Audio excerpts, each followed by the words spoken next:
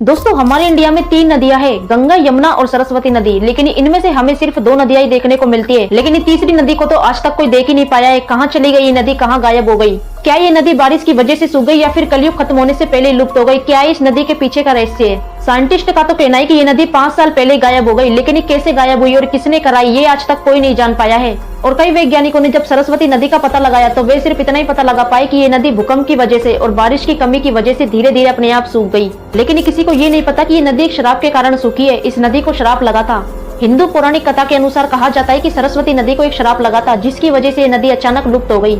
ये तब की बातें जब महर्षि वेद व्यास जी सरस्वती नदी के पास में बैठकर महाभारत की रचना कर रहे थे, तो उन्हीं के साथ में भगवान गणेश जी भी उसे लिख रहे थे। तो सरस्वती नदी का बहाव इतना तेज था कि उनकी आवाज से वेद व्यास जी महाभारत नहीं लिख पा रहे थे। तब वेद व्यास जी ने 2-3 बार इस नदी के बहाव की आवाज को कम करने की कोशिश करी, लेकिन ये नदी फिर भी आवाज कर रही थी। तब वेद व्यास जी ने क्रोध में आकर सरस्वती नदी को श्राप दे दिया और वो नदी उसी समय विलुप्त हो गई और पाताल में चली गई। इस नदी के सूखने की यही सबसे बड़ी वजह है, इसीलिए नदी आज तक कोई नहीं देख पाया है। वैसे वीडियो पसंद आया तो लाइक करके चैनल को फॉलो जरूर कर देना।